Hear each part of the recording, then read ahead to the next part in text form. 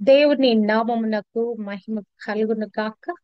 హెవర్లీ light ministries global prayer tower ఆధ్వర్యంలో జరుగుతున్న ఉదయకాలపు స్తుతి ఆరాధన కూడికు మిమ్మల్ందరినీ ప్రేమపూర్వకంగా ఆహ్వానిస్తున్నాను. యోహాను సువార్తలో నుంచి మరొక అంశాన్ని ఈ ఉదయకాలము మనము ధ్యానిద్దాము. మరి పేతురు యోహానుల గురించి అపోస్తుల కార్యములో ఒక మాట రాయబడి ఉన్నది. వారు ఆ యొక్క పుట్టినప్పటి నుంచి కుంటివాడిని బాగు చేసినప్పుడు ఆమ్, అందరూ కూడా ఆశ్చర్యపడతారు. అక్కడ రాయబడిన మాట ఏంటంటే, పామరులైన వీరికి ఇంత పాండిత్యం ఎలా వచ్చింది, ఎలాగున వీరు ఇంత అద్భుత కార్యం చేయగలిగారని అక్కడ ఒక ప్రశ్న కలుగుతుంది. అసలు ఈ యొక్క యోహాను సువార్త పత్రికలు లేకుంటే ప్రకటన గ్రంథం గురించి మనం ఆలోచిస్తే అసలు యోహాను చదువుకోలేదు. చదువుకోనటువంటి పామరుడు ఇంత అద్భుతమైన వాక్యాలు ఎలా రాయగలిగాడు, ఇంత లోతైన మర్మాలతో కూడిన విషయాలు ఎలాగున బయలుపరచబడిగా బయలుపరచగలిగాడు అని ఆలోచిస్తే గనక ఆయనకు ఇవ్వబడిన ప్రత్యేకమైన బిరుదు రొమ్మున ఆనుకున్న శిష్యుడు, ప్రియమైన శిష్యుడు. ప్రభుని ఆఖరి ప్రభు మరణము వరకు వెంబడించిన శిష్యుడు, ప్రభు మాటను తూచా తప్పకుండా అనుసరించిన శిష్యుడు గనక మరి ప్రభు తాను ఏమై ఉన్నాడో మరి యొక్క యోహానికి కంప్లీట్ గా బయలుపరుచుకున్నట్లుగా మనము చూడగలము. ప్రభు నేనే నేనే నేనే అని 7 సార్లు పలుకుతాడు కదా. ఆ 7వ మాటగా ఇక్కడ నేను నిజమైన ద్రాక్షావళిని అని పలికినట్లుగా 15వ అధ్యాయంలో రికార్డ్ చేయబడింది. నేనే నిజమైన ద్రాక్షావల్లిని. ఈ ఉదయకాలము మన సబ్జెక్ట్ ఏంటంటే ద్రాక్షావల్లి. మరి ఈ యొక్క ద్రాక్షావల్లి ఎవరు అని మనం చూస్తే గనక క్రీస్తు ప్రభువే స్వయంగా నేను ద్రాక్షావల్లి అని చెప్తున్నట్లుగా మనము చూడగలము. ఈ 15వ అధ్యాయము 1వ వచనం నుంచి 8 వచనాల వరకు మనం చూస్తే గనక ప్రభు చెప్పిన మాటలు, ప్రభు పలికిన మాటల్లోంచి మనం ధ్యానిస్తే Jesus himself is telling, I am the vine, I am the true vine. నేను నిజమైన ద్రాక్షావళిని అని చెప్తా ఉన్నాడు. My father is the gardener. మా తండ్రి తోటమాలి వ్యవసాయకుడయ్యాడు అంటున్నాడు. You are the branches. మీరు తీగలై ఉన్నారు. You must be abide in me to bear the fruit. ఫలించాలంటే మీరు నాలో నిలిచి ఉండాలని చెప్తున్నాడు. అంతేకాదు, ఒకవేళ మీరు ఫలించటానికి ఆటంకం ఉన్నవాని then branches to be prune and branches to be burn. యొక్క ఏదైతే పనికిరాని స్థితిలో ఉన్నారో కొన్నిసార్లు మిమ్మల్ని నేను కత్తిరించవలసి వస్తుంది, కొన్నిసార్లు వాటిని కాల్చివేయాల్సి వస్తుంది అని చెప్తున్నాడు. ఇవన్నీ మరి ఎందుకు చేస్తున్నానంటే గనక మరి you should bear the fruit. మీరు నాలో నిలిచి ఉంటే మీరు ఫలిస్తారు. మీరు ఆఖరిగా చూస్తే when we bear the fruit father will be glorified. మీరు ఫలించుట ద్వారా తండ్రి మహిమపరచబడతాడు. అసలు ఇవన్నీ జరగటానికి కారణం ఏంటంటే 3వ వచనంలో అసలు ఇక ప్యాసేజ్కి ఏమి సంబంధం లేకుండా ఈ మాట ఉంటది. ఆయన వాక్కు మనలను శుద్ధి చేస్తుంది. 3వ వచనం చూస్తే ఆ ఇప్పుడు 3వ వచనంలో రాయబడి, నేను మీతో చెప్పిన మాటను బట్టి మీరిప్పుడు పవిత్రులై ఉన్నారు. అసలు ఇవన్నీ కూడా ఈ యొక్క ఆయన ద్రాక్షవల్లి గుండని లేకుంటే ఏ విషయాలు మనకు బోధించినా కూడా ఆయన వాక్యము, his word makes us clean. ఆయన వాక్యము మనల్ని శుద్ధి చేస్తుంది, మనలను బలపరుస్తుంది, మనలను జీవంలోకి తీసుకుని వెళుతుంది, మనలను ఆయనతో అంటు కడుతుంది. హల్లెలూయా. ఇటు విధంగా ఈ యొక్క 8 వచనాల్లో రాయబడిన విషయాలను మనము ధ్యానిద్దాము. సాధారణంగా ఇంగ్లీష్ లో వైన్ అనే పదము వాడతారు. ద్రాక్షవల్లి అంటే ఆ ద్రాక్ష చెట్టుని వైన్ అంటారు. అంతేకాకుండా మరి అందరూ తాగేటువంటి ఒక మద్యాన్ని కూడా వైన్ అంటారు. కానీ అక్కడ ఒక చిన్న లెటర్ తేడా ఉంటది. ఒక ద్రాక్షవల్లికి వి అనే పదం ఉంటది. ఆ యొక్క మనుషులు తాగే మద్యానికి డబ్ల్యూ ఉంటది. విఐఎన్ఈ వైన్ వచ్చేసి ద్రాక్షవల్లి, WINE వచ్చేసి మద్యము, మా మనుషులు త్రాగేది. ఇక్కడ మనం చూసినట్లయితే ఈ వైన్ ఏంటంటే, వీతో ఉన్న వైన్ ఏంటంటే ద్రాక్షవల్లిగా, ద్రాక్ష చెట్టుగా, ద్రాక్ష ఫలాలనిచ్చేదిగా ఉన్నట్లుగా, ఈ డబ్ల్యూతో ఉన్న వైన్ ఏంటంటే ఈ ద్రాక్ష పండ్లలో నుంచి, ఆ రసములో నుంచి తయారు చేయబడింది ఈ వైన్ గా ఉన్నట్లుగా మనము చూడగలము. అంటే ఈ ఈ ఈ వైన్ లో నుంచి, ద్రాక్ష వల్లిలో నుంచి, ద్రాక్షవల్లి మరి వచ్చినటువంటి ఆ పండ్ల నుంచి, ఆ పండ్ల రసంలో నుంచి ఆ మద్యాన్ని తయారు చేస్తున్నారు. మరి ఇక మనం ఉదయకాలం ధ్యానిస్తున్న వాక్య ప్రకారంగా ఈ ద్రాక్షవల్లిని మరి పాత నిబంధన గ్రంథంలో ఏమని అభివర్ణించారని చూస్తే గనక, పాత నిబంధన అంతటా దేవుడు ఇశ్రాయేలీలను ద్రాక్షవల్లితో పోల్చినట్లుగా మనము చూడగలము. కీర్తనల 80వ అధ్యాయము 8వ వచనంలో, నీవు ఐగుప్తులో నుండి ఒక ద్రాక్షవల్లిని తెచ్చితివి, అన్యజనులను వెళ్ళగొట్టి దానిని నాటితివి. ప్రభు ఇస్రాయేలు ప్రజలను ఐగుప్తులోంచి బయటికి తీసుకొచ్చి ఎక్కడ నాటాడండి? అన్య దేశాలైన, కనాను దేశాలైన 7 జాతులను మొన్నటి దినం మనం యెహోషువ గ్రంథంలో మనం ధ్యానించాము. 31 రాజులను జయించి, వారి రాజ్యాలను జయించి, ఆ యొక్క దేశాలలో ఇస్రాయేలు ప్రజలు నాటబడ్డారు. మరి 5వ అధ్యాయము 1వ వచనము యెషయా గ్రంథంలో ఏమి రాయబడిందంటే, నా ప్రియుని గూర్చి పాడదను వినుడి, అతని ద్రాక్ష తోటను బట్టి నాకిష్టుడైన వాని గూర్చి పాడదను వినుడి. సత్తువ గల భూమి, సత్తువ భూమి గల కొండ మీద నా ప్రియునికి ఒక ద్రాక్ష తోట ఉండెను. అంటే ఇక్కడ చూసినట్లయితే ఇశ్రాయేలు వంశాన్ని ఒక ద్రాక్ష తోటగా దేవుడు అభివర్ణిస్తా ఉన్నాడు. 7వ వచనంలో చూస్తే, ఇశ్రాయేలు వంశము సైన్యములకు అధిపతిగు యెహోవా ద్రాక్ష తోట, యూదా మనుషులు ఆయనకిష్టమైన వనము. హల్లెలూయా. ఇక ఇశ్రాయేలు వంశాన్ని దేవుడు ఇక ద్రాక్ష తోటతో పోలుస్తా ఉన్నాడు.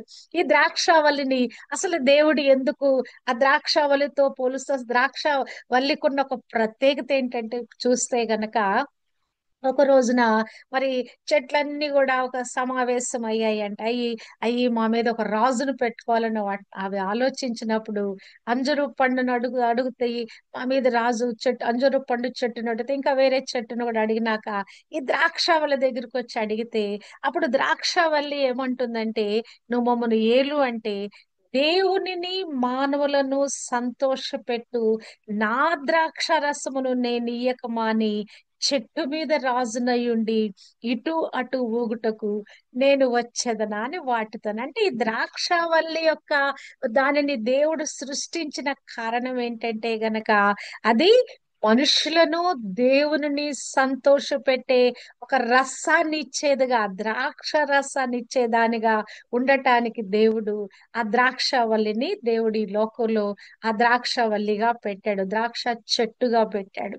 మరి ఇంకను మనము చూచినట్లయితే ఈ యొక్క ఇశ్రాయేలు వంశము ఎలాగుండాలని దేవుడు కోరుకున్నాడంటే, ఫలభరితమైన హెస్కేలు 9:10లో, నీకు క్షేమము కలిగి ఉండగా ఫలభరితమైన తీగలతో నిండి ఉండి విస్తారమైన జలముల దగ్గర నాటబడిన ద్రాక్షవల్లి వలె ఉండెను. దేవుడు ఇశ్రాయేలు జనాంగాన్ని మొత్తం కూడా, యూదాయనకి ఇష్టమైన వనం అన్నాడు కదా, అట్టి విధంగా ప్రజలందరూ కూడా మరి ఇట్టి విధంగా ఫలభరితమైన ఆ విస్తారమైన జలముల యుద్ధ నాటబడిన ఆ ద్రాక్షవల్లి గుండి, ఫలభరితమైన తీగలతో నిండి ఉండి, ఆ యొక్క ఫలభరితమైనటువంటి ఆ యొక్క ద్రాక్ష కాయలు కాసి అటువంటి రసం ఇచ్చే, ఆ మాధుర్యం ఇచ్చే చెట్టు గుండాలని దేవుడు కోరుకున్నాడు. ఇంకను ఇక 128వ కీర్తనలో స్త్రీని కూడా ద్రాక్షవల్లితో పోల్చి ఇక్కడ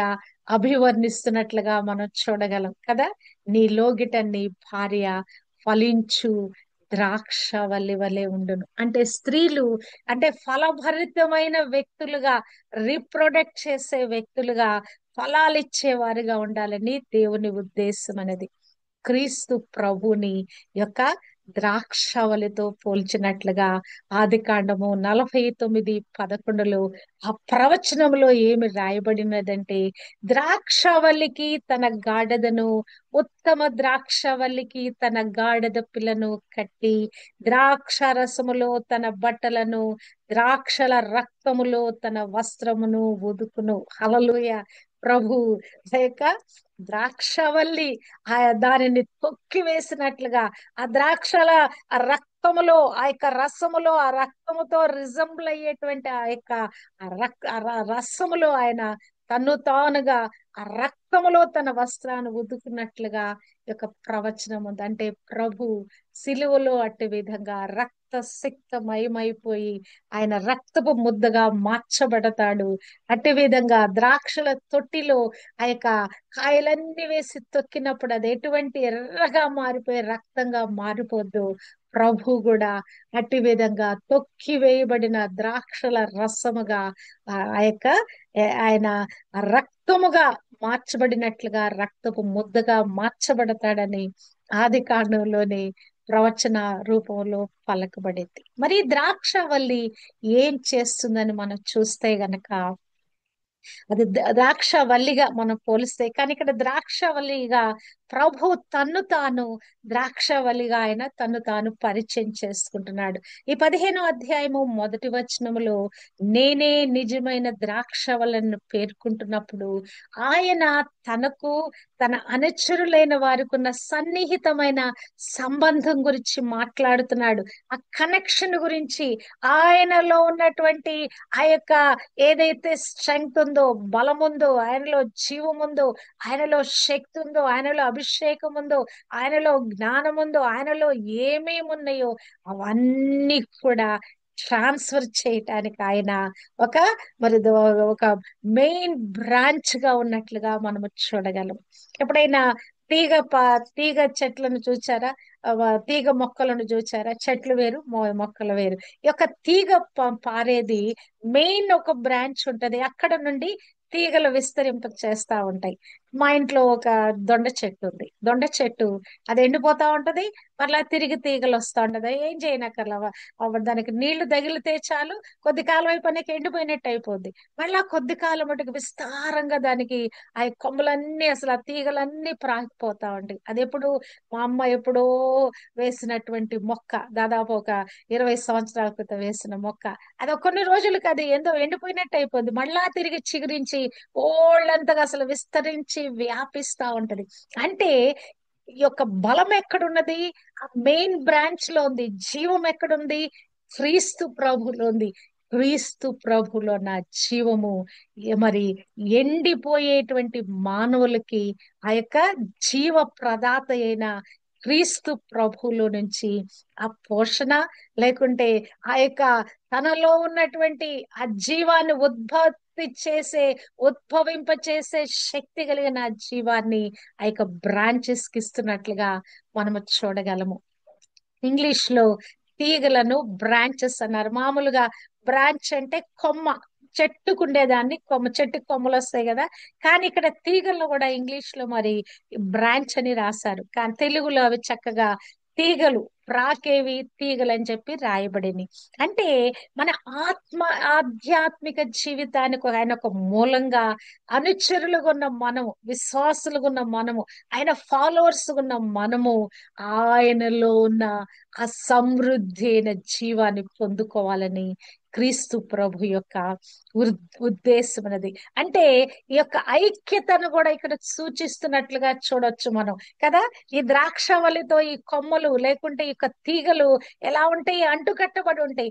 ఎక్కడైనా కొంచెం ఎప్పుడైనా దాన్ని బాగు చేద్దామని పోతే అది పెళుసుగా ఉండి విరిగిపోతా ఉంటాయి ఆ కొమ్మలు. అంటే అక్కడ వరకు కట్ ఆఫ్ అయిపోయింది అనుకో, ఎండిపోద్ది, అది సాధారణంగా ఎండిపోద్ది. అది ఎప్పుడైతే బ్రాంచ్ తో, మెయిన్ కొమ్మతో ఎప్పుడైతే అది అంటు కట్టబడి ఉందో, అప్పుడు అది చక్కగా వ్యాపిస్తా ఉంటది. ఎప్పుడైనా ఏదైనా అక్కడైనా పక్కకి వెళ్ళిపోతుంది, దాన్ని కరెక్ట్ చేద్దామని చూసేటప్పటికి అది విరిగిపోయినట్లుగా అయిపోయి, అంటే ఆ కనెక్షన్ తొలగిపోద్ది. ప్రభు కూడా ఏం చెప్తున్నాడంటే, నాలో ఉన్న పోషకాలు గాని, నాలో ఉన్నటువంటి శక్తి సామర్థ్యాలు కానీ, ఇవన్నీ కూడా మీకు ఇవ్వటానికి నేను రెడీగా ఉన్నాను. మీరు నాకు తీగలుగా నాలోంచి ఆ ఆ బలాన్ని, అభిషేకాన్ని పొందుకొని వారు ఉండాలని ఇక్కడ మాట్లాడుతున్నాడు. ఈ యొక్క అబ్రహాము సంతానమైనటువంటి ఇశ్రాయేలును చూస్తే ఆ యొక్క ద్రాక్షవల్లిగా చక్కగా దాన్ని ఒక తోటని ఏర్పరిచి, మరి ప్రభు ఒక ఆ ఆ యొక్క బురుజులు ఏర్పరిచి దానికి అంత ప్రొటెక్షన్ చేసి ఆ తోటలాగా దాన్ని సిద్ధపరిస్తే, మరి ద్రాక్షవల్లిగా ఉండవలసిన ఆ యొక్క ఇశ్రాయేలు జనాంగము మరి పాడైపోయినటువంటి కారు ద్రాక్షలు కాసేటువంటి వారు ఉన్నారు గనక ప్రభువే స్వయంగా ఆయనే ఆ యూదులలో నుండి రక్షణ బయలుదేరినట్లుగా ప్రభు ఈ మానవాళికి రక్షణ ఇవ్వటానికి ఆయన బయలుదేరి వచ్చాడు. ఈ యొక్క ఈ యొక్క శక్తి మరి ఒక బలం ఒక్కటే కాదు, శక్తి ఇస్తుంది. మరి ఇక మనం జీవం ఒక్కటే కాదు, అభిషేకాన్ని కూడా మనము ప్రభువులోంచి మనం పొందుకుంటాం. నేను పోషణ ఇచ్చేవాడిని, బలాన్ని అందించేవాడిని అని ప్రభు, నేను నిజమైన ద్రాక్షవల్లి అంటే I am the source of everything, నేనే ఆధారభూతుడునై ఉన్నాను సమస్తానికి. మీకు ఏది కావాలన్నా, అది భౌతికంగా కావాలా, ఆధ్యాత్మికంగా కావాలా, ఆర్థికంగా కావాలా, ఏది కావాలన్నా ఐ ఆమ్ ద సోర్స్. నాలో నుంచే నా నా నాలో నుంచి ఉద్భవించేటువంటి ఆ జీవము ద్వారానే మీరు ఇవన్నీ కూడా పొందుకోగలరని ప్రభు మాట్లాడుతున్నాడు. రెండవ విషయంగా మనం చూస్తే గనక తోటమాలి వ్యవసాయకుడు 15:1 నా తండ్రి వ్యవసాయకుడు. ఈ వ్యవసాయకుని యొక్క పని ఏంటని చూస్తే గనక యాకోబు 5:7 చూస్తే, మరి ప్రభు రాకడ వరకు ఓపిక కలిగి ఉండుడి, చూడుడి, వ్యవసాయకుడు తొలకరి వర్షమును కడవరి వర్షమును సమకూడు వరకు విలువైన భూఫలము నిమిత్తము ఓపికతో కాచుకొనుచు దాని కొరకు కనిపెట్టును కదా. ఈ తోటమాలి పనేంటి? అవునా కదా? అంటే ఒక వ్యవసాయకుడు పనేంటి? ఇప్పుడు పదును చేసే సమయం, ఈ మాన్సూన్ సమయం, తొలకరి జల్లులు వచ్చే సమయం, మన రైతులందరూ కూడా కనిపెడతా ఉన్నారు. వర్షం పడితే చాలు, విత్తనాలు విత్తేద్దాం, సరైన సమయానికి విత్తనాలు విత్తితే సరైన సమయానికి పంటలు వస్తాయని రైతులు ఆశతో కనిపెడతా ఉన్నారు. ఇక్కడ తండ్రి అయిన దేవుడు కూడా ఇక్కడ ఆయన వ్యవసాయకుడుగా ఏం చూస్తున్నాడంటే, ఆ తొలకరి వర్షము ఎప్పుడైతే మనం రక్షింపబడి మన మీద ఆత్మ కుమ్మరింప జరిగినప్పుడు, పరిశుద్ధాత్ముడు మనలో అడ్వాన్స్ ఉన్నప్పుడు, ఆ యొక్క తొలకరి వర్షంగా అంత్య దినములందు మనుషులందరి మీద నా ఆత్మను కుమ్మరించదననే వాగ్దానము నెరవేర్పు ఇచ్చే కడవరి వర్షంగా దేవుడు మనని ఫలభరితమైన ఆ భూఫలము నిమిత్తము ఆ రైతు, ఆ వ్యవసాయకుడు ఎట్టి విధంగా ఓపికతో కనిపెట్టి ఉన్నాడు, దేవాది దేవుడు కూడా మనం అట్టి విధమైన అభిషేకముతో ఆ యొక్క ఆ కంప్లీట్ గా ప్రభు వశపరచబడేటువంటి అభిషేకంతో నింపబడాలని మరి తండ్రి అయిన దేవుడు ఉద్దేశిస్తున్నాడు. అందువల్ల ఆయన ఏం చేస్తా ఉన్నాడు? ఆయన యెషయా గ్రంథం 5:2 చూస్తే, ఆయన దానిని బాగా తవ్వి రాళ్లను ఏరి అందులో శ్రేష్టమైన ద్రాక్ష తీగలను నాటించెను. ఆ ద్రాక్ష తోట ఆయనకి ఇష్టమైన, మరి ఆ యొక్క ఇశ్రాయేలును మరి రిజంబుల్ చేస్తా ఉన్నది, ఇశ్రాయేలును పోలికగా ఉన్నది. ఆయన ఆ యొక్క ప్రదేశం అంతటా బాగా తవ్వాడంట, రాళ్లను వేరేశాడంట, అందులో శ్రేష్టమైన ద్రాక్ష తీగలను నాటించెను. నిన్ను నన్ను కూడా ప్రభు శ్రేష్టమైన ద్రాక్ష తీగలుగా, ప్రభుతో అంటు కట్టబడిన వారుగా దేవుడించాడండి. ఇక్కడ అంటున్నాడు ప్రభు 2వ వచనములో, నాలో ఫలింపని ప్రతి తీగను ఆయన తీసి పారవేయును, ఫలించు ప్రతి తీగ మరి ఎక్కువగా ఫలింపవలనని దానిలోని పనికిరాని తీగలను తీసివేయును. ఇక్కడ రెండు విషయాలు ఇక్కడ జరుగుతున్నట్లుగా మనం చూడగలము. ఈ తోటమాలి ఏం చేస్తా ఉన్నాడు? మొదట పనికిరాని కొమ్మలన్నీ కూడా తీసివేస్తున్నాడు, పనికిరానటువంటి తీగలన్నీ కూడా తీసేస్తున్నాడు. రెండవదిగా ఒకటేమో కత్తిరించి వేస్తున్నాడు, ఇంకొకటేమో కాల్చి వేస్తా ఉన్నాడు. అంటే మనలో అన్వాంటెడ్ థింగ్స్ అంటేను కూడా ఎప్పటికప్పుడు కట్ ఆఫ్ చేయాలండి. అవన్నీ లేకపోతే అవి పిచ్చిగా పెరిగిపోతా ఉంటాయి. ఎప్పుడన్నా చూచారా? మన యొక్క తోటలో ఎప్పుడన్నా మన ఎవరికైనా ఆ యొక్క గార్డెనింగ్ పని చేసే అలవాటు ఉంటే గనక వెళ్ళి చూస్తే మనం పెంచే మొక్కల కంటే కూడా పిచ్చి మొక్కలు బ్రహ్మాండంగా పెరుగుతూ ఉంటాయి. తర్వాత ఈ యొక్క మనం ఏదైతే మొక్కను పెంచుతున్నామో అది దాని యొక్క తీగలు కూడా ఇష్టానుసారంగా వ్యాపించిపోతా ఉంటాయి. మనం జాగ్రత్త చేయలేదా అవి ఎక్కడెక్కడికో వెళ్ళిపోతాయి. మా అంతకుముందు మేము ఆ చిక్కుడుగాయ చెట్టును పెంచాం. చిక్కుడుగాయ చెట్టును పెంచితే అది తెలుసా, పక్కనే ఉసిరి చెట్టు ఉందన్నమాట. అది తీగ మేము ఒక రోజు చూసుకోకపోతే అది అసలు టాప్ లోకి ఎక్కడో హైట్ లో ఉండే ఆ లాస్ట్ కొమ్మ వరకు వెళ్ళిపోయినాయి. అక్కడ కాయలు కాసినాయి కానీ వాటిని మేము కాయలు కొయ్యలేకపోయాం. ఎందుకు? అది ఎంతో హైట్ కి వెళ్ళిపోయింది. అక్కడ నుంచి కాయలు కోయటం వీలు కాని పరిస్థితి. అంటే కొన్నిసార్లు ఇవి ఈ యొక్క మన బ్రాంచెస్ ఉన్న మనము కూడా అట్టి విధంగా ఎక్కడ పడితే అక్కడికి వెళ్ళిపోయినట్లుగా ఆ కొమ్మ ఆ తీగ ఏదైతే ఉందో దాన్ని సరైన విధంగా మలచనప్పుడు ఎట్టి విధంగా అది ఎటు పడితే అటు ప్రాకిపోద్దో మనం కూడా చాలా సార్లు మన ఆత్మీయ జీవితం కూడా చాలా సార్లు ఇట్టి విధంగా పక్కదారి వెళ్ళిపోతా ఉంటది. అందుకే మరి కొన్నిసార్లు మనకి కత్తిరింపులు జరుగుతూ ఉంటాయి. కత్తిరించిన వాటిని తీసి కాల్చివేసే పరిస్థితి కలుగుతా ఉంటది. మనం చూసినట్లయితే మన జీవితంలో మరి ఈ యొక్క కష్టాలు చాలా వస్తాయి మనకి కదా. శ్రమలు వస్తాయి, కష్టాలు వస్తాయి, బాధలు వస్తాయి. ఇవన్నీ ఎందుకు వస్తాయి అని చెప్పి చాలా సార్లు ఆశ్చర్యం అనిపిస్తుంది. ఎందుకు ప్రభావ మీ బిడ్డలం కదా, ఎందుకు మాకు ఈ కష్టాలు పొద్దుస్మాను, ఈ బాధలు, ఈ శ్రమలు, ఈ దుఃఖాలు, ఈ వ్యసనాలు ఇవన్నీ అవసరమా ప్రభా? నీతో మేము హ్యాపీగా ఉన్నాం కదా, నువ్వు మాతో హ్యాపీగా ఉన్నాం కదా, మనం ఏకమై ఉన్నాం కదా, చక్కగా చట్టపట్టాలు వేసుకొని ఆత్మీయ జీవితంలో ముందుకు కలిసిపోతాం కదా అంటే మనము సరి చేయబడటానికి, ప్రక్కకు తొలగిపోకుండటానికి దేవుడు మనకి ఈ యొక్క శ్రమలన్నీ ఇస్తున్నాడు. ఒక దినాన నా యొక్క ఆత్మీయ యాత్ర ప్రారంభంలో నేను చాలా ఏడుస్తున్నాను దేవుని దగ్గర. ఇన్ని బాధలా ప్రభా, ఇన్ని కష్టాలా, నేను ఇంత కష్టపెట్టబట్టడానికి ఈ జీవితంలో నేను ఇంకా బ్రతుకున్నానని ఇక దేవుని దగ్గర ఏడుస్తా ఉంటే దేవుడు నాకు ఒక అద్భుతమైన వాక్యము చూపించాడు. హెబ్రీయులకు రాసిన పత్రికలో 12వ అధ్యాయంలో ప్రభు ఈ మాటలు నాకు బయలుపరిచాడు. ఏంటంటే చూచినట్లయితే దేవుడు మనల్ని ఒక క్రమశిక్షణలోకి తీసుకురావటానికి, ఒక ట్రైనింగ్ పీరియడ్ లో మనల్ని సాధన చేయటానికి, మన యొక్క ఆత్మీయ జీవితం సాధకం చేయబట్టానికి దేవుడు మనకి శ్రమలు అనుగ్రహింప చేస్తాడు. ఇక్కడ 12:7 నుంచి చూస్తే శిక్షా ఫలము పొందుటకై మీరు సహించుచున్నారు. దేవుడు కుమారులుగా దేవుడు కుమారులుగా మిమ్మల్ని చూచుచున్నాడు. తండ్రి శిక్షింపని కుమారుడెవడు? కుమారులైన వారందరూ శిక్షలో పాలు పొందుచున్నారు.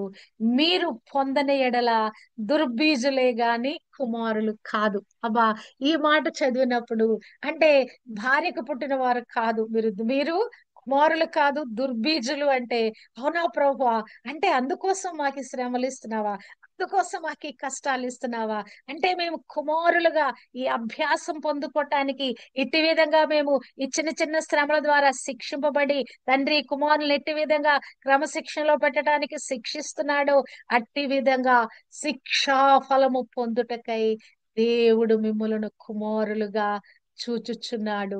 కుమారులైన వారందరూ శిక్షలో పాలు పొందుచున్నారు. హల్లెలూయా.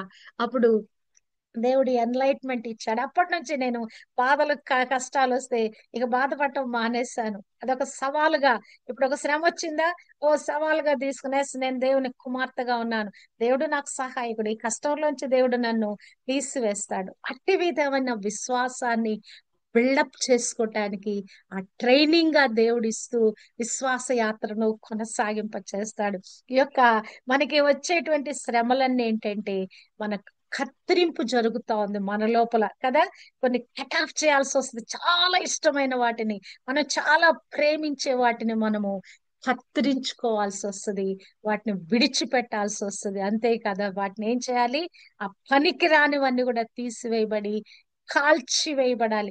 కొన్నిసార్లు ఆ బ్రాంచ్ కట్ అయినట్టే ఉంటది, కొంచెం ఆ కొమ్మ కట్ అయినట్టు తర్వాత చూస్తే మరలా అది దానికి తగిలిన వెంటనే దానికి కొంచెం బాగా అటాచ్ అయిపోద్ది కనుక మరలా అది కొమ్మ బాగానే అయిపోద్ది. అంటే ఎప్పుడైతే మనము ఆ పనికి రాని వాటన్నిటిని కట్ ఆఫ్ చేసుకోకపోతే ఆ పనికి రానివి ఇంకా మనలో వృద్ధి చెందుతాయి గనక వాటిని మనము కొమ్మలుగా ఉన్న మనము ఈ కొమ్మలు నిరంతరము అంటు కట్టుబడి ఉండాలి, నిరంతరము ఆ సారం పొందుకుంటూ ఉండాలి, నిరంతరము ప్రూన్ చేయబడతా ఉండాలి, ఆ అవి కత్తిరించబడుతూ ఉండాలి. గులాబీ చెట్టుని ఎప్పుడన్నా చూసారా? మల్లె చెట్టుని ఎప్పుడన్నా చూసారా? ఆ మల్లె చెట్టుని ఈ యొక్క సమ్మర్ సీజన్ లో వచ్చినప్పుడు ఆకులన్నీ కూడా దూసేయాలి. ఆకులన్నీ దూసివేస్తే ఈ ఆకులు మరలా చిగురించేటప్పుడు ఆకులతో పాటుగా మొగ్గలు వస్తాయండి. అంతేకాదు గులాబీ చెట్టుని ఎప్పుడన్నా చూసారా? వాటిని కత్తిరించాలి. పూలు విస్తారంగా కాసిన తర్వాత వాటిని మళ్ళా కత్తిరిస్తే తప్ప మరలా కొత్త పూలు పోయి అంటే ఏంటి, ఆ ఎండిపోయిన పాడైపోయిన వాటి అంటే ఒక చెట్టుకే ఈ యొక్క క్రమశిక్షణ అవసరమైతే మానవ జీవితానికి, మన ఆత్మీయ జీవితానికి ఎంత క్రమశిక్షణ అవసరమో చూడండి.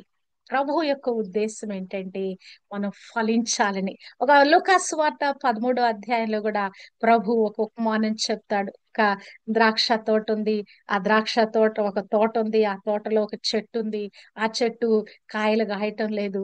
మరి అన్నప్పుడు నాకు ఆ యొక్క మరి యజమానుడికి కోపం వస్తుంది. తోటమాల దగ్గరికి వచ్చి, ఏంటి ఈ చెట్టు కాయలు కాయట్లేదంటే తోటమాల వచ్చి బ్రతులాడుతాడు, అయ్యా అయ్యా ఒక సంవత్సరం చూద్దామయ్యా, దానికి నేను బాగా తవ్వుతానయ్యా, అందులో ఉన్నటువంటి రాళ్ళన్ని ఏరి పారేస్తానయ్యా, దీనికి ఎరువేస్తానయ్యా, ఒక సంవత్సరం చూద్దామయ్యా, ఇప్పుడు కాయలు కాయకపోతే ఫలాలు ఫలించకపోతే ఆ చెట్టు తీసేద్దామయ్యా. అవునా కదా? ప్రభు కూడా మన ఎడల ఇట్టి విధంగా తండ్రి యొద్ద విజ్ఞాపన చేస్తున్నాడు. అంటే అసలు తండ్రి ఉద్దేశం ఏమై ఉన్నది? మనము బహుగా ఫలించాలని. క్రీస్తు ప్రభు ఈ లోకానికి వచ్చిన కారణం ఏంటి?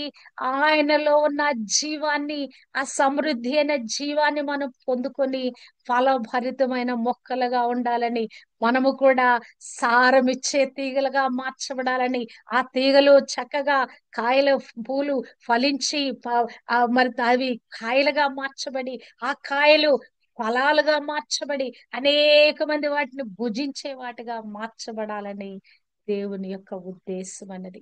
ఇక్కడ అంటున్నాడు ఈ మాట, మరి నాలో ఫలింపని ప్రతి తీగ తీసివేయబడదని చెప్తూ ఇక్కడ 7వ వచనంలో అంటాడు, నా యందు మీరును మీ యందు నా మాటలను నిలిచి ఉండిన ఎడల మీకేది ఇష్టమో అడుగుడి, అది మీకు అనుగ్రహింపబడును. అంటే ప్రభులో అబ్బైడైపోయిన స్థితికి మనం వెళ్ళగలిగితే, నా యందు మీరును మీ యందు నా మాటలను, ఈ యొక్క దేవుని వాక్యము మన లోపల ఎప్పుడైతే పెనట్రేట్ అయ్యి వెళ్ళిపోద్దో, అంటే దేవునిలో మనం నిలిచి ఉండటం అంటే ఏంటి? ఆయన వాక్యం మనలో నిలిచి ఉంటే ఆ వాక్యంతో మనం నింపబడితే చాలు, ఆ వాక్యానుసారంగా మనం జీవితం జీవించగలిగితే చాలు, ప్రభులో మనము జీవించినట్లే. అప్పుడు ఏది అడిగితే, అది మీకు ఏది ఇష్టమో అది అడిగితే అది అనుగ్రహింపబడును. మీరు బహుగా ఫలించడం వలన నా తండ్రి మహిమపరచబడును. ఇందువలన మీరు నా శిష్యులగుదురు. నా శిష్యులుగా మీరున్నారు కదా. ఈ మాటలు ఎవరితో మాట్లాడుతున్నాడు ప్రభు? తన శిష్యులతో మాట్లాడుతున్నాడు. ఇందువలన మీరు నా శిష్యులగుదురు. మీరు నేను కూడా ఈ ఉదయకాలము ప్రభుకి శిష్యురాండ్రగా ఉన్నామండి. మనం బహుగా ఫలించాలని ప్రభు యొక్క ఉద్దేశం అన్నది. మనం బహుగా ఫలిస్తే ఎవరికి ఆ యొక్క మహిమ కలుగుద్ది? దేవునికి. వీళ్ళు క్రైస్తవులండి, క్రీస్తు బిడ్డలండి, క్రీస్తుని అనుసరించేవారండి, వీరి జీవితం ఎంత బాగుందో చూడండి. ఫలభరితమైన జీవితం అంటే ఆస్తి అంతస్తులు ఐశ్వర్యము ఇది కాదండి. అదే లోకంలో ఉన్న ఈ మెజర్స్ ని మనము అవి ఫలాలుగా మనం తీసుకుంటే కాదు. ఆత్మలో ఫలించుట, ప్రభు కొరకు జీవించుట, ప్రభుని పోలికను మనము రిజంబుల్ చేయుట, ఆయన ఏమై ఉన్నాడో మన జీవితం ద్వారా ప్రతిబింబం చేయుట, ఆయన మంచితనాన్ని మనం వ్యాపింప చేయుట, ఆయన సువార్తను లోకంలో మనము ఆ సువార్తను మనం తోడుకొని వెళ్ళుట కదా. ఆయన మనసును ఆయుధంగా ధరించి ఆయనను పోలి మనము జీవించుట, ఆయన ప్రేమను ప్రజలకు పంచిపెట్టుట. హల్లెలూయా. ఆ నిత్య మహిమకు వారు కూడా మరి వచ్చినట్లుగా వారిని ప్రోత్సాహపరిచి దేవుని రాజ్యంలోనికి తీసుకొని వచ్చుట. హల్లెలూయా. నిరంతరం ఆయనతో కనెక్ట్ అయి ఉన్నామా? ఈ ధ్యాస తప్పితే మనకు ఉండదండి. ఏ విధంగా ప్రజలకు మేలు చేద్దాం, ఎవరికి బాగలేదు వారి గురించి ప్రార్థన చేద్దాం, లేకుంటే ఏమి సమస్య ఎక్కడుంది ఆ సమస్య దగ్గరికి వెళ్ళి మనం ప్రతిస్పందిద్దాం అంటే క్రీస్తు యేసు కలిగిన మనసు మనకు వచ్చేస్తుందండి.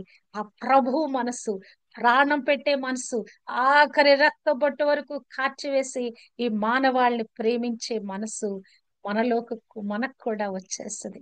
మనము బహుగా ఫలించటం వలన మరి తండ్రి మహిమపరచబడను. ఈ మూడో వచనం మనం ధ్యానిస్తే గనక ఇవన్నీ మనలో ఎలా జరుగుతాయి?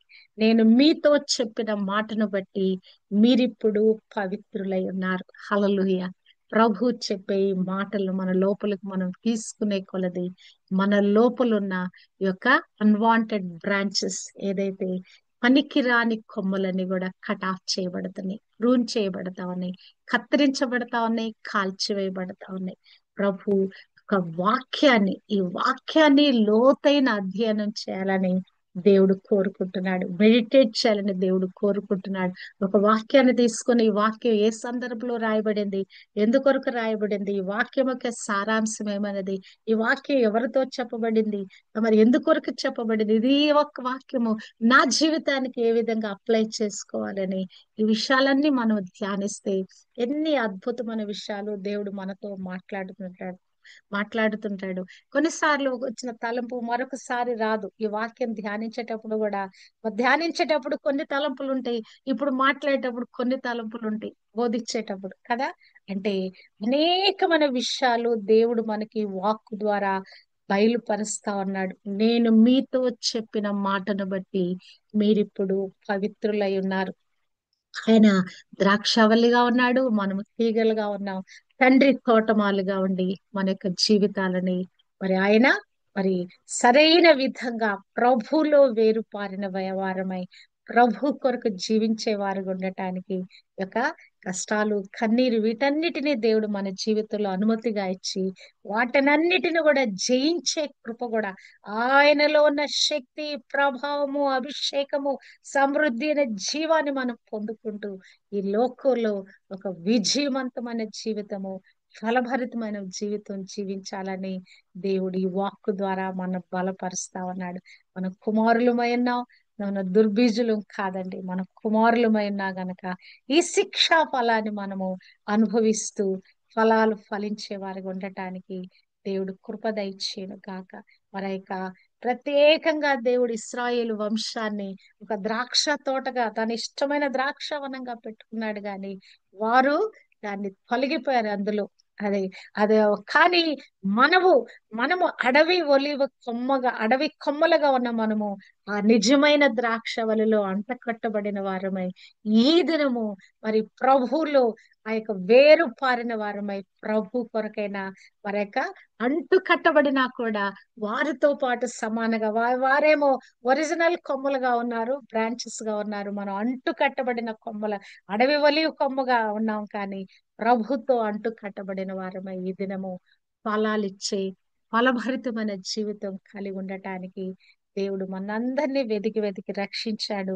రక్తం కార్చి ప్రాణం పెట్టడమే కాదు, ఆయన చేసిన వాగ్దానము, తండ్రి యొక్క వాగ్దానము మరి ఆ యొక్క పరిశుద్ధాత్మ అభిషేకాన్ని మనకిచ్చాడు గనక ఈ యొక్క పరిశుద్ధాత్మ అభిషేకంతో ఆత్మలో ఫలాలు ఫలించు వారు ఉండాలని దేవుని ఉద్దేశం ఇది. మీరు బహుగా ఫలించటం వలన దేనిలో మనం ఫలించాలంటే ఆత్మ ఫలము, ప్రేమ, సంతోషము, సమాధానము, దీర్ఘశాంతము, దయాళుత్వం, మంచితనము, విశ్వాసము, సాత్వికము, ఆశా నిగ్రహము ఈ యొక్క ఫలాలు ఫలించాలన్నది దేవుని యొక్క ఉద్దేశం ఉన్నది. ఈ ఆత్మ ఫలము ఫలించటానికి మనం బహుగా ఫలించి ప్రభుని రిజంబుల్ చేస్తూ ఈ లోకంలో ఆయనకు సాక్షులుగా ఉండటానికి దేవుడు తన ఉద్దేశములో తండ్రి కుమారులుగా ఈ ఉదయకాలం మనతో మాట్లాడుతున్నాడు. పరిశుద్ధాత్మ దేవుడుగా మనకు బోధిస్తున్నాడు. కనుక ఈ బోధలో మనము నిలిచి ఉందుము గాక. ద్రాక్షవల్లి అయిన క్రీస్తులో మనము నిలిచి ఉందుము గాక. తండ్రి అయిన దేవుడు మనలో జరిగిస్తున్న ఈ ఆ క్రమశిక్షణను మనము లోబడుదుము కాక, మరి కత్తిరించబడవలసిన వాటిని కత్తిరించుకొని, మరి కాల్చివేయబడవలసిన వాటిని కాల్చివేసుకొని, ఒక ఫలభరితమైన జీవితంలో ఆత్మ ఫలముతో మనం ఈ లోకంలో అనేక మందికి ఫలాలు పంచి ఇచ్చేవారుగా ఉండటానికి దేవుడు తన కృప మనకు అనుగ్రహింప చేయను కాక. ఆమేన్.